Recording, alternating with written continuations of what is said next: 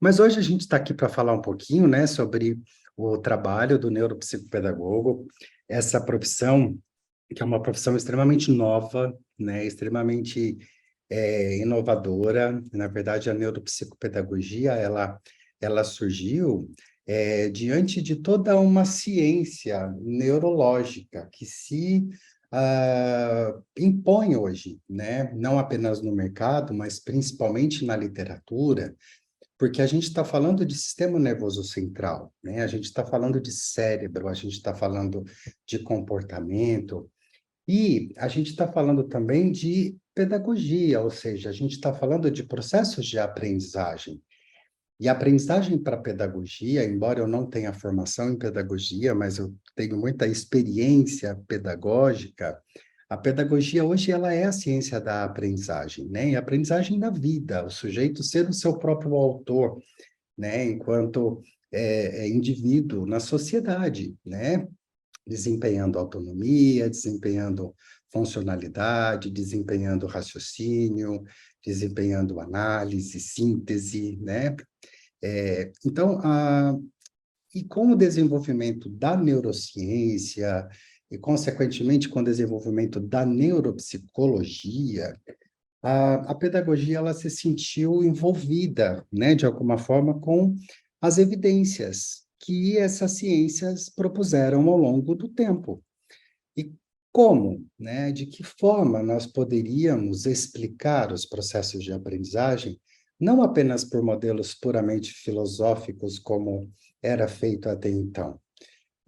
Quando a gente fala de Vygotsky, por exemplo, quando a gente fala de Paulo Freire, quando a gente fala, né, de Montessori, a gente está falando de modelos filosóficos de educação. Mas é como se a pedagogia ela sentisse na sua fundamentação uma carência técnica, uma carência científica, né? Para poder, como que uma pessoa aprende, né? Quando eu estou falando de leitura, quando eu estou falando de escrita, quando eu estou falando de matematização, quando eu estou falando de resolução de problemas, não problemas matemáticos, mas problemas de vida, né? De uma situação, quando eu antecipo uma situação, quando eu tenho que tomar uma decisão, quando eu tenho que fazer a interpretação de uma situação, quando eu tenho, por exemplo, que desenvolver dentro de mim competências socioemocionais que são importantes para uma convivência, não apenas dentro do contexto escolar, mas dentro do contexto social de um sujeito. Então, de que forma que isso pode ser explicado puramente por conceitos filosóficos, né? E aí vem a neurociência e começa a se dedicar a isso, né? Porque até meados aí de 2000, quando eu me formei em neuropsicologia, eu lembro que nós tínhamos uma preocupação muito grande numa questão mais localizacionista. A gente queria entender aonde as coisas moravam dentro do cérebro, né? Aonde as coisas residiam dentro do cérebro. E não nos dedicávamos tanto ao processamento em si, né? Então, a partir do momento que a neuropsicologia, a neurociência, ela começa a se dedicar por indivíduos saudáveis, ela começa a despertar o interesse, por exemplo, de outras áreas do conhecimento, como a pedagogia, né? Então, quando uma pessoa hoje ela está numa sala de aula, o que está envolvido em termos neurológicos, em termos comportamentais, né?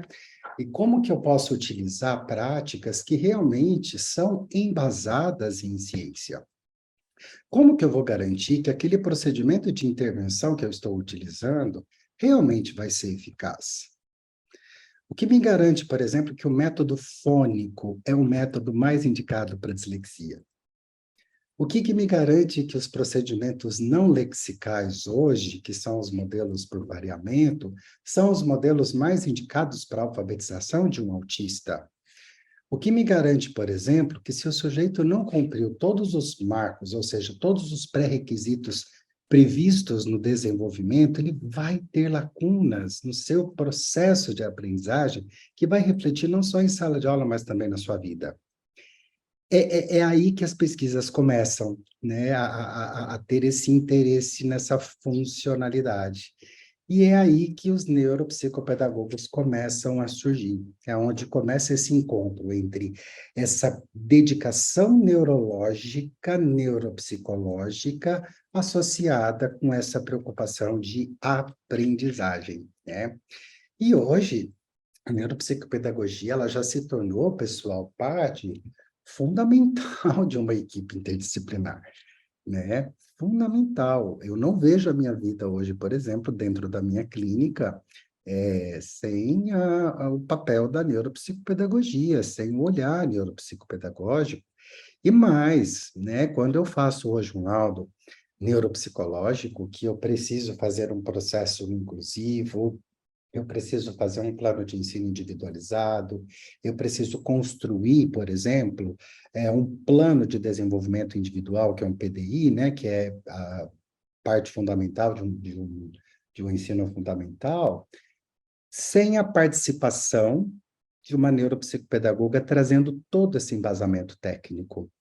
Porque senão a gente fica naquele campo do achismo, né? Aquela filosofia pautada nas editoras Vozes da Minha Cabeça, né? Baseado em que você está fazendo isso? Ah, baseado nas vozes da minha cabeça. Eu brinco assim, sabe, Bruna?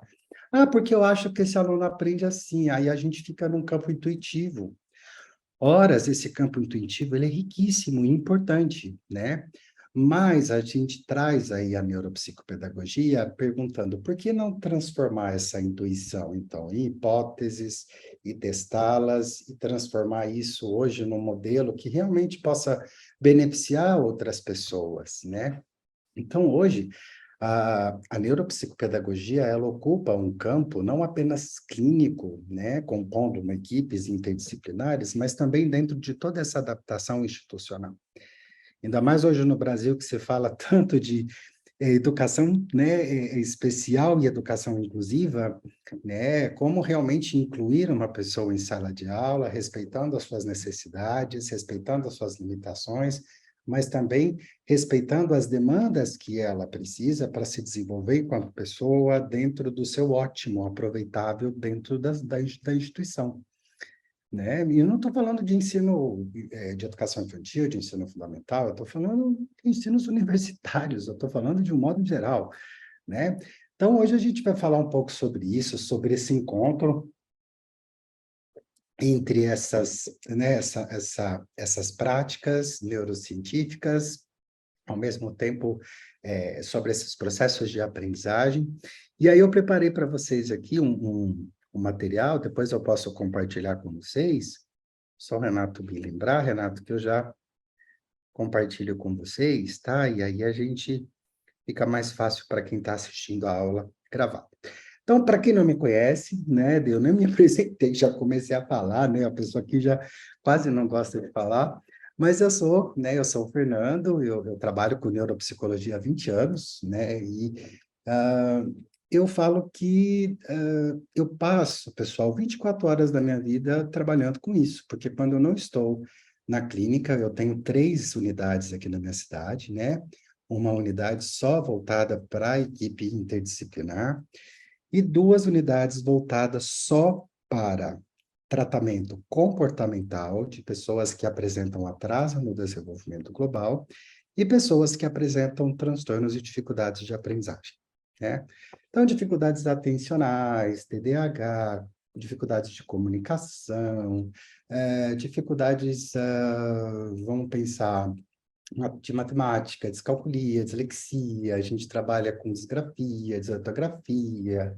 Então, a gente tem todo um trabalho que envolve terapia ocupacional, fonoaudiologia, neuropsicopedagogia, neuropsicologia, né?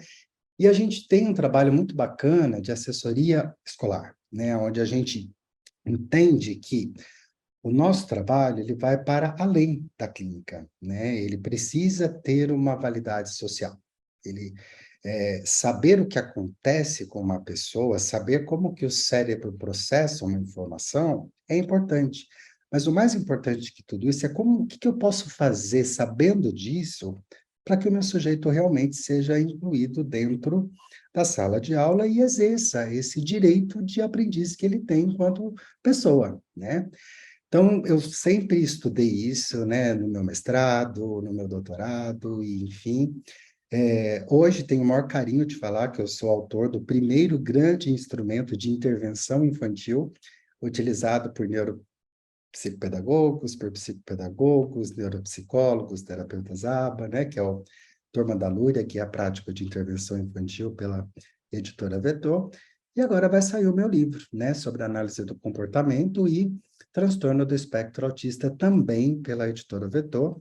Então, a gente está o tempo inteiro envolvido, né, com essa galera, com essas pessoas aí que demandam do nosso trabalho, né? E quando não estou na clínica, quando não estou nas instituições prestando essa assessoria, eu estou aqui, né, em sala de aula, desenvolvendo esse lado acadêmico, que também me encanta muito, que é outra área também muito bem-vinda dentro da neuropsicopedagogia, né? Tanto que a Sociedade Brasileira de Neuropsicologia hoje já tem se dedicado a criar mesmo uma parceria de educação inclusiva junto ao MEC, totalmente pautada em neurociência. Então, isso é muito fantástico, né? Modelos de intervenção que possam trazer benefícios para crianças com déficit de atenção, de memória, de retenção de informações em todos os sentidos, de processamento visual, processamento auditivo, sem contar questões associadas a transtornos do neurodesenvolvimento, né, como TEA, transtornos de linguagem, TDAH, transtorno motor, e transtorno não especificado, e por aí vai, né? Então, olha a riqueza que nós temos, né? E a nossa grande preocupação é essa: como tornar o nosso trabalho eficaz? Como, de fato, garantir que um determinado procedimento de avaliação e intervenção vai conseguir mensurar, vai conseguir identificar e promover melhoria na qualidade de aprendizagem desse indivíduo? Esse é o grande objetivo da neuropsicopedagogia, né? Esse é o grande objetivo da neuropsicopedagogia. Então, sejam muito bem-vindos a esse universo. Eu costumo dizer, a Bruna talvez não tenha tido oportunidade, mas, pessoal, quando a gente entra nessa área, a gente é picado. A gente se apaixona, porque quando fala de cérebro, sabe quando parece que morre o jogo? A coisa parece que se torna inquestionável, né? Você está falando hoje de pesquisas baseadas, galera, sabe, em exames de mapeamento cerebral. Você está falando, por exemplo, de como que você sabe a localização e o que está envolvido dentro de um processo de brincar.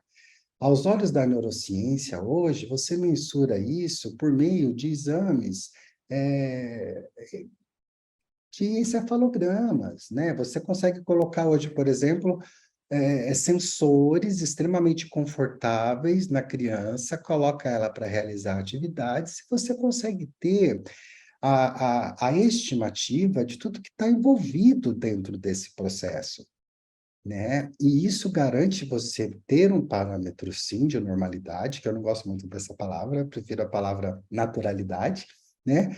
Mas permite você também entender quando isso não está dentro desse parâmetro, o que a gente pode fazer para que isso chegue dentro desse parâmetro, ou quando isso está acima desse parâmetro também, o que a gente pode fazer para auxiliar, como é o caso das altas habilidades, né? Quando você tem aí um cérebro altamente conectado, com uma neuroplasticidade altamente uma performance cognitiva extremamente complexa e que garante a criança aprender coisas de forma que outras crianças talvez demandem um pouco mais de tempo, um pouco mais de estimulação, e essas crianças por si só não, né? Elas aprendem facilmente, né? Então, a neurociência, ela traz essa dedicação, né? Então, o que fazer com essas crianças que não cumprem esses processos naturais, tanto para menos quanto para mais? O que fazer hoje com uma criança dentro de sala de aula que tem a TEA? Por onde partir? Qual é o modelo de intervenção hoje que realmente garante eficácia, né? Será que a gente vai trabalhar com o quê? Né? De onde eu vou partir? E o mesmo acontece, por exemplo, com crianças que têm altas habilidades. Uma vez, Ô, Viviane, não sei se a Paula, o Renato, né, o pessoal está aí, mas eu atendi um garoto de 3 anos. Existe uma questão aí na pedagogia, na neuropsicologia, que a gente chama de hiperlexia. Eu não sei se vocês sabem o que é, né? A hiperlexia é quando a criança ela tem uma prontidão para leitura e escrita muito precoce, né? Então ela aprende assim, com 3 anos esse garoto lia, mas ele não lia assim palavras. Ele lia e ele interpretava. E isso era muito legal. Mas, ao mesmo tempo, isso era um terror.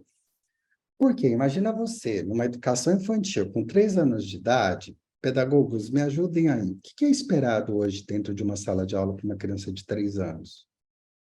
Cor, forma, uma vogalzinha ali, talvez, será? Não sei. Mas, né, nem tanto.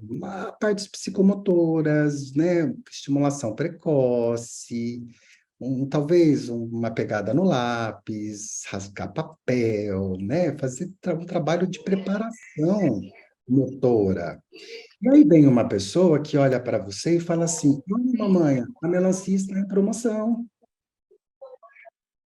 E a mãe falou: meu Deus, mas assim, sim, está 1,99, vamos levar? Tio, você atende na sala da ludoterapia, né, que é a terapia lúdica, né? Tio, eu quero ir na sala da ludoterapia. Então, imagina uma criança dessa, onde você tinha armários escrito arquivos, ele falava, tio, o que tem nos armários de arquivos? Então, assim, como trabalhar com essa pessoa? Será que o campo intuitivo dá conta? Será que não existe hoje todo um modelo pautado em ciência para se trabalhar com essas supostas altas habilidades, que a gente sabe que uma habilidade acadêmica alta associada a um QI alto é configuração, sim, de uma alta habilidade, né? Com uma capacidade de liderança incrível para tocar o terror, levava todo mundo para o fogo, né? Então, assim, preenche todos os critérios. Então, como atuar, né? E a preocupação nossa é justamente essa, é uma atuação que tenha como fundamentação a ciência, que tenha como fundamentação toda essa transdisciplinaridade, né, que é o interlace, né, entre a neurociência, a neurologia, a psiquiatria, a psicologia, a pedagogia, até a odontologia, sabe? A medicina, né, de um modo geral, crianças, pessoal, com problemas respiratórios em sala de aula, que hoje você vê que as práticas em evidências mostram o quão importante é, por exemplo, o papel do otorrino dentro do processo de aprendizagem. Se a criança não respira bem, se a criança não tem uma noite de sono, isso afeta diretamente. Então, tudo alinhado, né? Então, essas preocupações em todas essas esferas que eu estou exemplificando aqui para vocês, é o que foi gerando, né? Toda essa fomentação científica, e hoje nós temos aí a neuropsicopedagogia, que é hoje uma interface entre a psicologia e a psicologia cognitiva, que tem como objetivo único e exclusivamente relacionar funcionamento do sistema nervoso central com o processo de aprendizagem.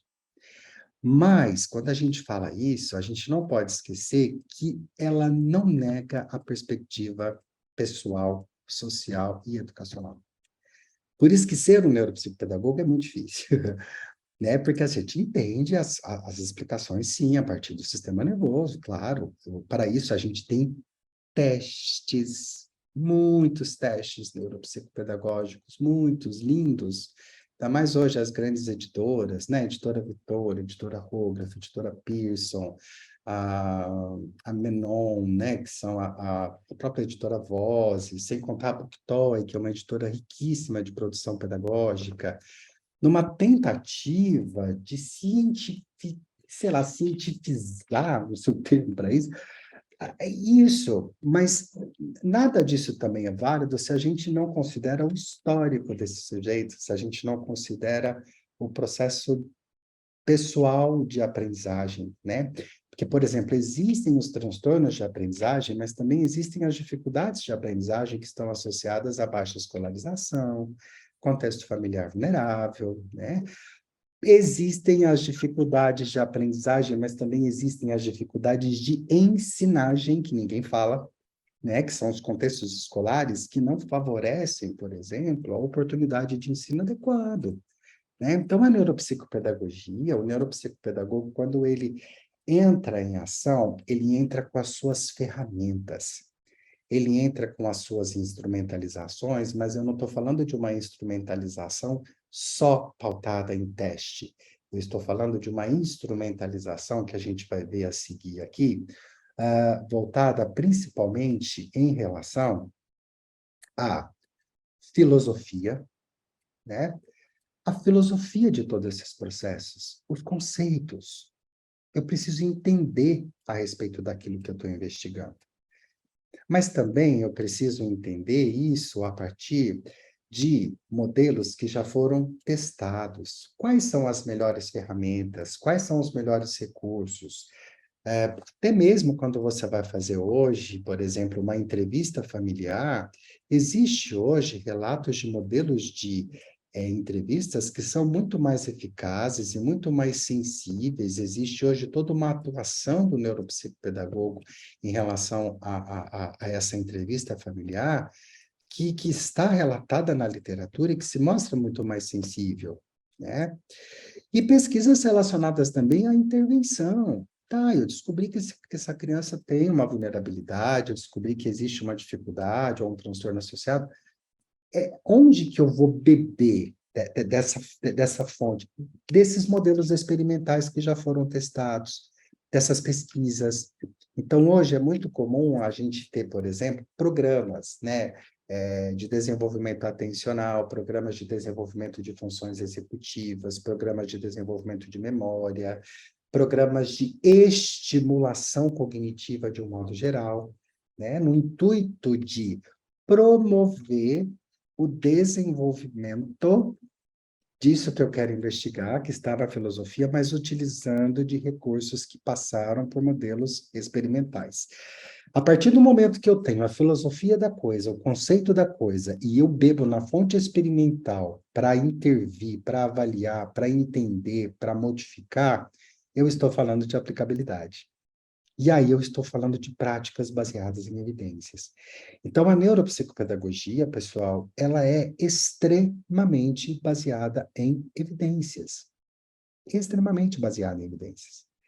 Então, hoje, quais são os melhores recursos que a literatura me diz a respeito daquilo que eu quero intervir? Quais são os melhores recursos a respeito daquilo que eu quero investigar? Hoje, por exemplo, se eu sou neuropsicopedagogo, eu estou diante de uma pessoa com dislexia, eu não baixo um texto na internet e falo, lê para mim. Hoje eu tenho instrumentos. Eu tenho que entender da filosofia da dislexia, eu tenho que entender, por exemplo, sobre DSM-TR, para eu buscar os indicadores da dislexia, para eu ser capaz de selecionar quais são os instrumentos neuropsicopedagógicos que são resultados de pesquisas, que já propuseram evidências de validação para aquilo que eu quero investigar, por exemplo, a dislexia. Então, com tarefas de leitura, de escrita, mas, né, entendendo as dislexias como processos lexicais, não lexicais, entendendo que envolve também processos de linguagem, processos de percepção visual, processos de motricidade, e muito mais que isso. Depois que eu conseguir entender isso dentro de uma perspectiva diagnóstica, como que eu posso modificar a aprendizagem desse sujeito dentro da sala de aula? E utilizando práticas baseadas em evidências. Então, por exemplo, pegando a dislexia hoje, qual é o melhor modelo de intervenção utilizado para a dislexia? Eu não posso ficar no campo intuitivo. Hoje eu tenho recursos. Quando busco um neuropsicopedagogo, a gente parte do pressuposto de que eu vou trabalhar dentro de um modelo X de intervenção. que traz para a gente a eficácia, né? E hoje, pessoal, pensando um pouquinho no processo mercadológico, a gente tem que pensar que hoje a coisa, ela não tem só um tempo no sentido de rapidez, de velocidade, né? Que a gente sabe que os pais, principalmente que buscam o nosso serviço, né? Filhos que buscam serviços para os pais também dentro da neuropsicopedagogia, querem um tempo, né? Mas a gente tem que pensar que essa história de que a criança tem seu tempo, que o sujeito tem seu tempo, isso é uma falácia. Isso não existe. Então, hoje a gente tem que aproveitar todos os estágios do desenvolvimento do sujeito. Então, quando fala, por exemplo, hoje, quando uma pessoa busca o neuropsicopedagogo, porque está... hoje mesmo, acabei de sair do consultório, uma pessoa com 9 anos de idade, sem pré-requisito nenhum de alfabetização. Nenhum. Para quem que ela vai encaminhada? Eu não quero saber se ela tem ou não uma deficiência, não é esse o objetivo da nosso. É saber quais são os processos que não estão consolidados enquanto aprendizagem. Processos visomotores, atenção, memória, processos, por exemplo, de conscientização fonológica, processos visoconstrutivos, processos de memória visual, processos de memória auditiva, né?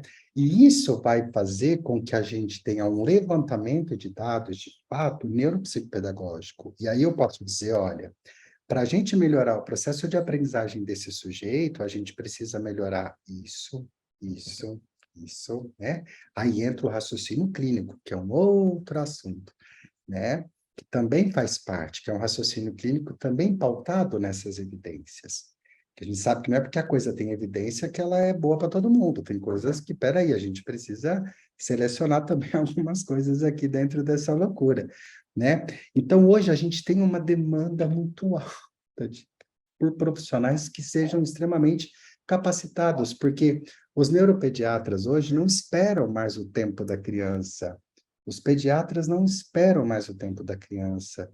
Os neuropsicólogos não esperam o tempo da criança, né? A gente precisa hoje de bons profissionais que nos auxiliem no desenvolvimento desses processos de aprendizagem. Eu, por exemplo, sou neuropsicólogo. Eu tenho o meu trabalho. E tem a neuropsicopedagoga que trabalha comigo, que tem o trabalho dela. E nós dois juntos construímos um processo interventivo muito fantástico, né? Porque a neuropsicopedagogia, ela tem esse alinhamento, né? Comportamento, práticas baseadas em evidência, neurociência, processos de aprendizagem. Então, isso faz esse movimento todo acontecer, que é esse movimento que a gente está conversando aqui, né? Bom, aqui, nesse sentido, então, a gente sabe que a neuropsicopedagogia, ela está se tornando uma prioridade no meio da integração, né, de diferentes abordagens. Hoje a gente já tem até uma associação brasileira, né, de neuropsicopedagogia que se posiciona em relação a algumas exigências, né, se preocupando com a qualidade de formação, né, por exemplo, com práticas baseadas em supervisões de estágio, com ementas contemplando, por exemplo, educação inclusiva, né, com ementas contemplando processos cognitivos superiores, porque, de fato, a gente precisa se apropriar de todo um filosófico adequado para exercer todo esse movimento que eu estou falando para vocês, né? Então, ela está se tornando hoje uma prioridade nesse meio de integridade dessas diferentes abordagens. E ela vem paulatinamente se tornando algo essencial e fundamental. Assim como a neuropsicologia ganhou seu espaço hoje no Brasil, a neuropsicopedagogia também está ganhando seu espaço. A ponto de não posso fechar um diagnóstico de transtorno de aprendizagem sem um olhar neuropsicopedagógico. Então, a gente junta fontes neuropsicológicas, neuropsicopedagógicas, fonoaudiológicas, aí sim, eu tenho condição e critério para diagnóstico. Os três sentam, discutem, conversam, veem os critérios, chegam à conclusão, análise, síntese, e entra o médico com a questão toda de conclusiva, né, em relação a isso que foi feito, né? Então, nesse sentido, a gente vem desenvolvendo, né, muitos recursos, muitos materiais, numa tentativa de ampliar a compreensão, né, não apenas da avaliação, mas também da intervenção clínica, institucional, aonde a gente busca obter o máximo possível de respostas que sejam práticas, conceituais e principalmente com delineamento metodológico. Reforçando mais uma vez, é como se eu dissesse que as práticas baseadas nas vozes da minha cabeça hoje não são suficientes para assuntos tão importantes como assuntos que envolvem processos de aprendizagem, né? Não dá mais, né? A gente não tem mais esse espaço. Então, o neuropsicopedagogo, ele é um profissional extremamente importante, fundamental, principalmente no que diz respeito a esses diferenciais, né? Principalmente no diagnóstico de atrasos do desenvolvimento, neuropsicopedagogos trabalhando com modelos Demper de intervenção, neuropsicopedagogos trabalhando dentro das práticas da análise do comportamento, numa tentativa de modificar comportamentos e operantes importantíssimos que são vistos em sala de aula, o modelo de reabilitação e adequação e inclusão de sujeitos dentro do seu processo de aprendizagem. Recentemente agora, né, deve ter mais ou menos, nós estamos em abril, foi logo no início das férias, fevereiro, né, eu avaliei uma adolescente zona, né, que ela tinha claramente os indicadores associados ao TEA, né, o transtorno do espectro autista. Pessoal, eu conversei com uma neuropsicopedagoga da universidade onde ela estava, e eu queria aquela mulher para mim. Assim, a condução, a forma como essa garota ela foi recebida dentro do contexto universitário, e olha que ela passou no curso de engenharia e ela tinha uma dificuldade exponencial em matematização. Então, como criar um currículo? É direito dela, ela passou. E aí? Hoje eu não posso negar vaga. Eu não posso, ela passou. E aí? Como que fica essa questão, né? Sem contar a parte de estimulação cognitiva de adultos e idosos e processos de reabilitação neuropsicopedagógicas hoje, que a gente nem imagina que existe uma pedagogia voltada para a idade idosa, né? Onde a gente tem, por exemplo, contribuições dentro do mal de Alzheimer, dentro das demências degenerativas, não degenerativas, dentro dos transtornos cognitivos leves, enfim, né, profissionais se dedicando dentro desse campo de atuação, porque tem uma maior inclinação com o público adulto e idoso, né? Então, nesse sentido, pessoal todo, cresce a procura por esses profissionais justamente por essa prática baseada em evidência. Se eu tenho um filho hoje que tem uma demanda associada à dislexia, e hoje eu procuro um profissional bom, ele vai me indicar hoje para uma avaliação baseada em evidência. Eu não quero mais uma avaliação pedagógica somente, eu quero uma avaliação neuropsicopedagógica, porque ela envolve procedimentos que são de prática do neuropsicopedagogo.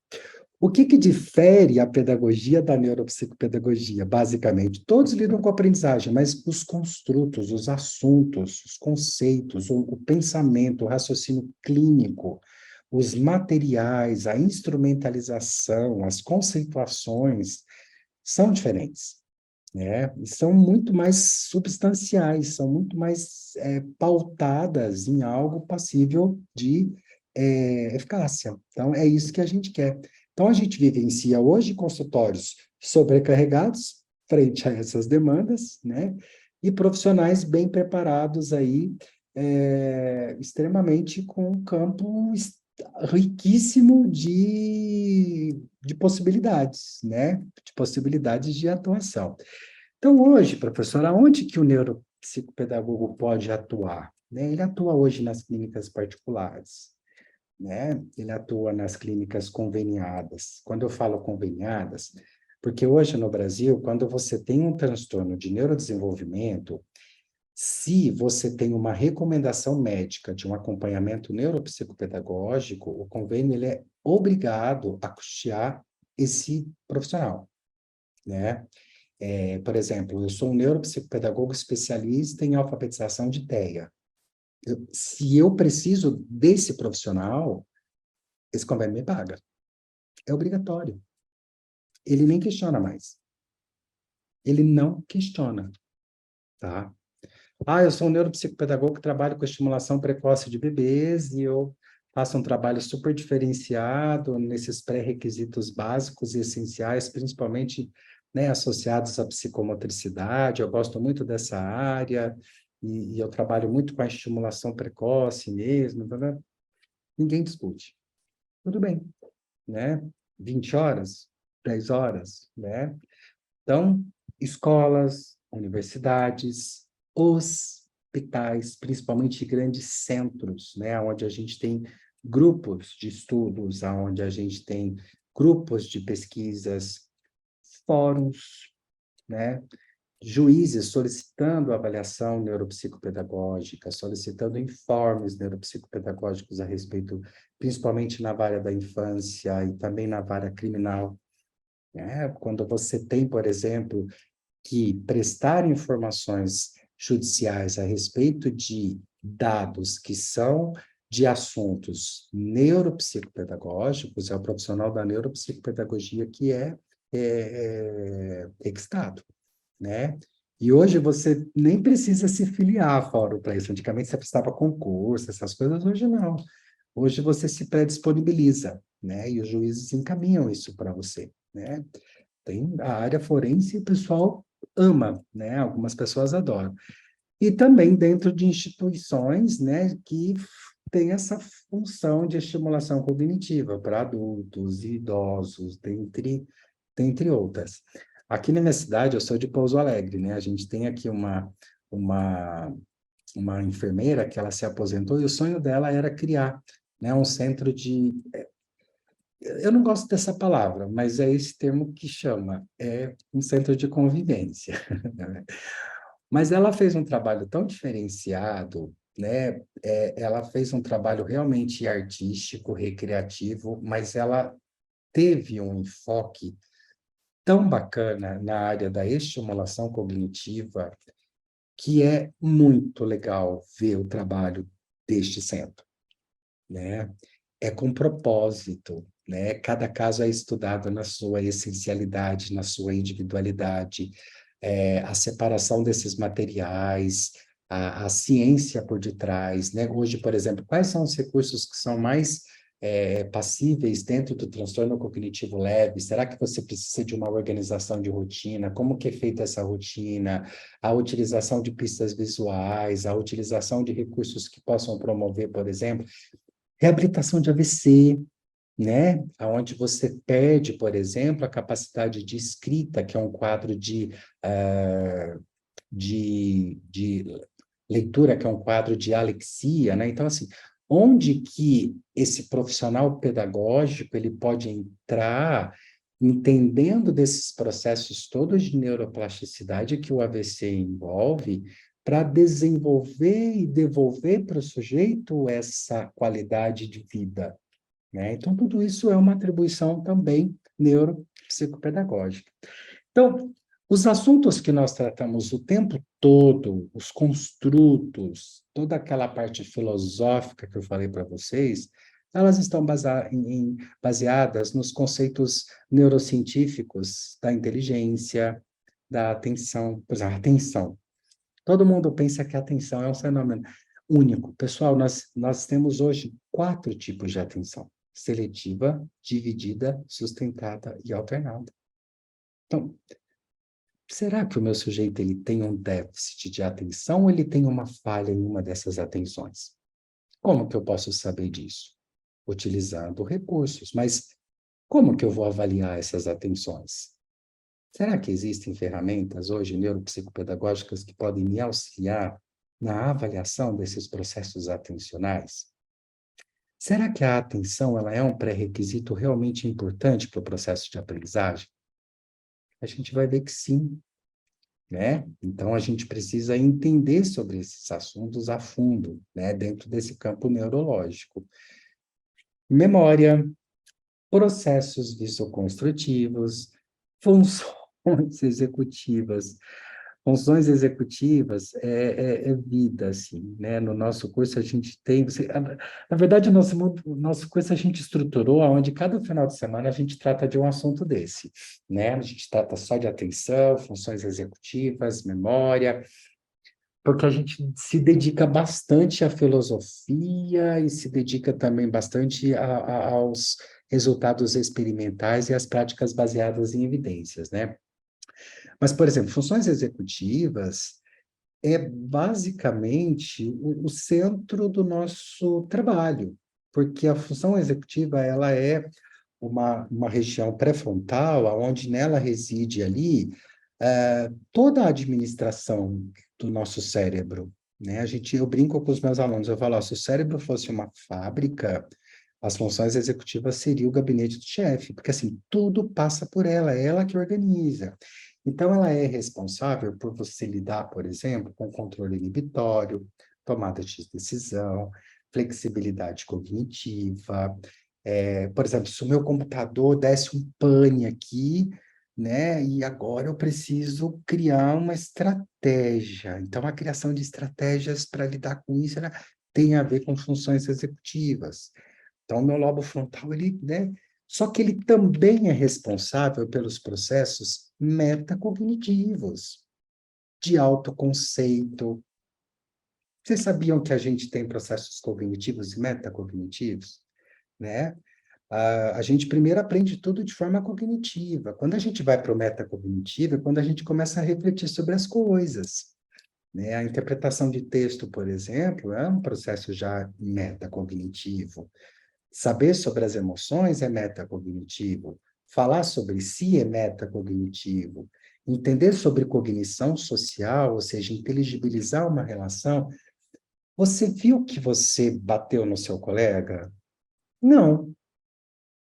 E realmente, às vezes, não.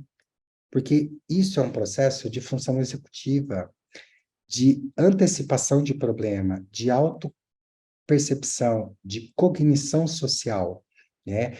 Então, as funções executivas, quando você tem esse processo de antecipação, de controle inibitório, de flexibilização, de cognição social, de competências socioemocionais, você desenvolve, por exemplo, o que a gente chama de autorregulação. E o processo de autorregulação, pessoal, é um processo fundamental na aprendizagem da vida. Eu preciso me autorregular. Eu começo, por exemplo, organizando minha mochila. Eu começo organizando os materiais da minha carteira. Eu começo organizando o meu processo de aprender. Eu começo organizando coisas que hoje, por exemplo, a gente tem. Eu até tenho aqui para mostrar para vocês alguns. Deixa eu ver se eu. Alguns programas. Olha que legal. Deixa eu tentar parar de compartilhar aqui, só para vocês entenderem um pouquinho. Deixa eu destacar aqui para vocês. Ó, o Sena é um programa totalmente, né, de capacitação de educadores sobre neuropsicologia da aprendizagem, com ênfase nas funções executivas e na atenção. Então, professor, quando a gente percebe que uma criança tem uma disfunção executiva, é possível fazer um trabalho numa sala de aula, por exemplo? Você acha que o neuropsicopedagogo institucional ele consegue hoje preparar um professor para desenvolver atividades que promovam o desenvolvimento dessas funções executivas com práticas baseadas em evidências? Sim. Você vê aqui, por exemplo, você vai ver que tem até a descrição das sessões, os materiais que serão utilizados, os resultados das pesquisas, os porquês desses materiais, o que você vai fazer no primeiro encontro, no segundo encontro, no terceiro encontro.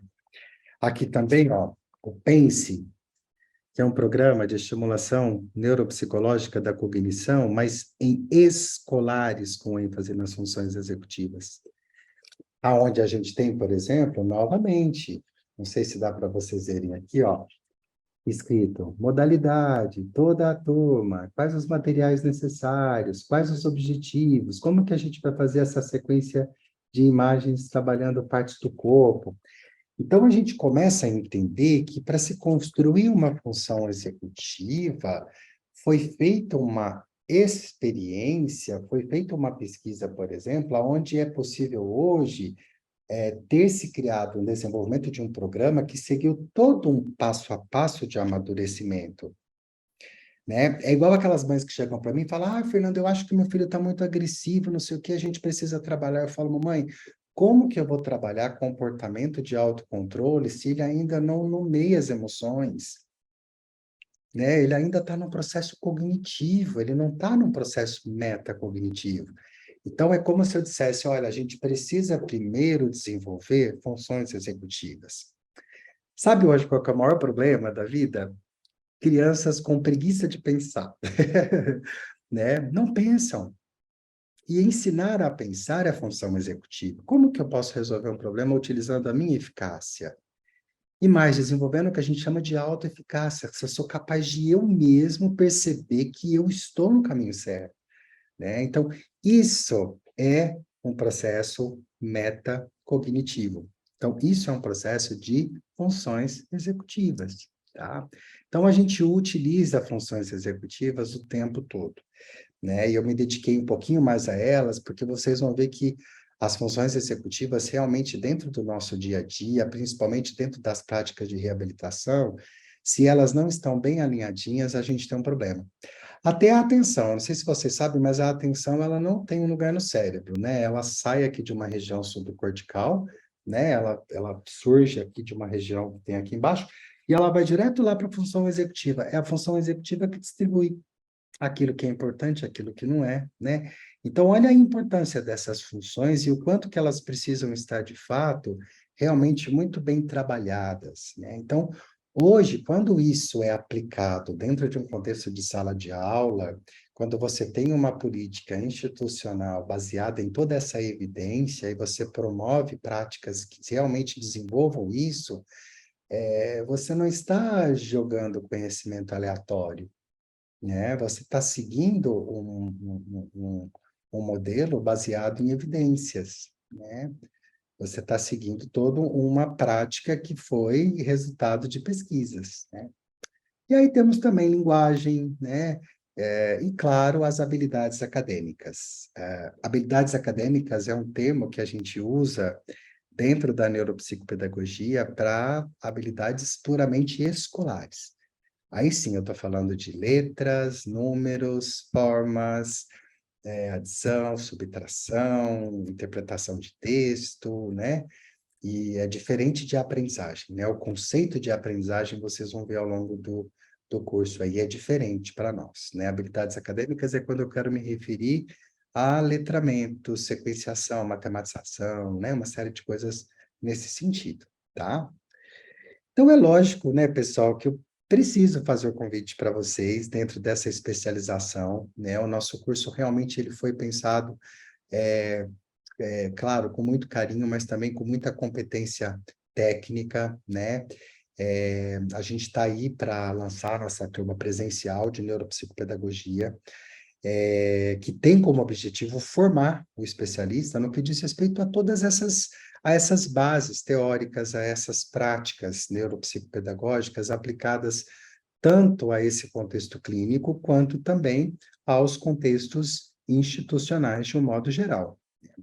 Então, hoje, quem é o nosso público, né? São os pedagogos, os psicopedagogos, os psicólogos, os neuropsicólogos, os fonoaudiólogos, os terapeutas ocupacionais, médicos, principalmente neuropediatras, se especializando na área neuropsicopedagógica, os fisioterapeutas, né? Enfim, profissionais da área e da saúde e da educação que têm como proposta de trabalho essa interface, né? Entre a neurociência e a educação, tá? Eu sou aqui o coordenador do curso, né? Então a gente selecionou um time, vocês vão ter aula com os autores dos instrumentos. Isso é muito legal, né? Quando você está falando sobre uma ferramenta, e você vai ver, por exemplo, que o SRS, de rastreio de autismo, quem dá esse módulo é a professora Lisandra, e quando você está falando de Lúria, quem dá esse módulo é o professor Fernando, né?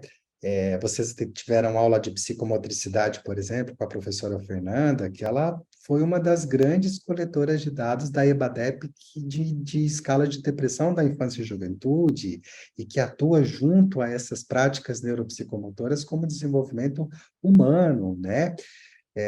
A gente tem aí aulas, por exemplo, com o professor Fernando Pessotto, que foi responsável por todas as coletas de dados das escalas de inteligência de adulto, né? Então, a gente tem hoje né, a Cris Hash, que trabalha junto com a Assunção, que é a sumidade na área do autismo dentro do Brasil, né? Então, o nosso time de professores realmente ele é muito selecionado, né? E a gente fala que se não for bom, não fica, né? Então, o nosso curso ele oferece essa carga superior, a gente tem uma carga bem alta, porque, embora o nosso curso seja em um ano, vocês vão ver que vocês têm muito estudo fora sala de aula, né? A gente tem 24 horas módulo, mais 24 horas de horas complementares de leitura, de atividades, e o nosso curso tem a prática supervisionada, né? Então, nos 3 últimos módulos, nós separamos vocês em pequenos grupos, e aí vocês precisam, né? O nosso aluno elege um paciente, elege um cenário institucional, alguma coisa que queira, enfim. Embora esse estágio ele não seja obrigatório, porque a gente não pode obrigar o aluno a fazer o estágio quando se fala em especialização. Porque, de repente, eu não quero atuar, eu quero fazer pesquisa, e está tudo bem, né? Mas eu tenho que participar das supervisões como ouvinte, e eu tenho que realizar relatórios a respeito disso, né? Mas eu acho importantíssimo você selecionar um paciente, porque, assim, os nossos times de supervisores, eu sou um dos supervisores, Chris Hash é um dos supervisores, né? A Mary Ellen é uma das supervisoras, então, assim, e a gente separa vocês em pequenos grupinhos e a gente cria a oportunidade de um falar dos casos para o outro o tempo todo, e a gente vai criando uma corrente muito rica, onde a gente aprende com o nosso caso, a gente aprende com o caso do outro, né? Nas práticas supervisionadas, a gente aprende o raciocínio clínico, o raciocínio institucional, a gente aprende a parte toda de realização de documentos, de laudos, né? Como fazer um laudo neuropsicológico. Então, o professor, ele corrige esse laudo, ele devolve esse laudo, ele se conecta com vocês durante 3 meses, o tempo inteiro, né, para tirar dúvidas a respeito desses casos, né? Então, a gente está lá na primeira supervisão, a gente tem que apresentar uma entrevista feita com o nosso paciente. A partir de então, o professor vai dizer, olha, vamos levantar hipóteses, e a partir dessas hipóteses eu quero isso, isso, isso, isso, isso. E aí, bora, morre de trabalhar, para na segunda supervisão entrega para o professor, né, os resultados, e de novo, mais tarefas, terceira supervisão, né, e por fim, a entrega do laudo, né? Então, a gente tem, além dessas práticas online antecedentes, a gente também tem essas práticas supervisionadas, e isso torna o nosso curso realmente com uma carga horária dentro das recomendações da Associação Brasileira de Neuropsicopedagogia, né? A gente tem uma formação não apenas clínica, mas também institucional, então os nossos módulos contemplam, né, não apenas clínica, mas também instituição. Vocês terão módulos de acesso a protocolos de avaliação e intervenção. E um dos diferenciais do IPOG, né, que vocês vão ver, é que o nosso aluno tem acesso aos protocolos, né? Você não fica no slide, né? Nas aulas que envolvem protocolos, você pega o protocolo. Então, isso é muito bom. Você aplica o protocolo. Professor, né? Você vivencia isso. No modelo remoto também você vivencia isso, de maneira online, tá? Vivencia, tá, Bruna? Para você não ficar desesperada. Mas no modelo presencial, você pega o protocolo. Embora hoje os protocolos tenham passado por toda uma validação também online, que a gente hoje tem buscado fazer uma neuropsicopedagogia online, né? Por exemplo, hoje é possível, não hoje, mas daqui a bem pouco tempo, principalmente depois da pandemia, houve uma preocupação muito grande, assim, tá, e se eu não puder mais ter contato físico, como que eu vou fazer? Eu vou ficar sem o meu trabalho, né? Então, hoje existe já todo um movimento dessas pesquisas voltadas para adaptação online. Mas o VISC-5, por exemplo, né, que não é usado tanto dentro da neuropsicopedagogia, mais para psicólogos, mas ele é um tablet, né? Então, a gente tá umas adaptações nesse sentido, mas a gente tem módulos, né, que vão ensinar para vocês todos os protocolos de avaliação e intervenção. Professor, eu não sei nada de avaliação, é passo a passo, vocês vão ver, as nossas aulas acontecem sexta à noite, sábado o dia inteiro e domingo de manhã. É muito tempo de aula, né? É tempo suficiente para a gente aprender, reaprender, brincar, testar, enfim, e sair com garantia de aprendizagem, né? E a gente tem uma parceria com a editora Vetor, né? Não sei se vocês sabem, mas a editora Vetor é hoje uma das maiores editoras de venda de instrumentos neuropsicopedagógicos do Brasil. E quem é aluno IPOG tem 20 a 30% de desconto na compra de qualquer kit, né? Então, pelo simples fato de você se matricular na especialização, automaticamente os coordenadores já lançam o CPF de vocês no sistema e a gente já tem acesso a esses produtos e os alunos amam aproveitar, né? Ainda mais depois que sai o módulo quentinho daquele instrumento, a gente fica com vontade de adquiri-los, enfim, né?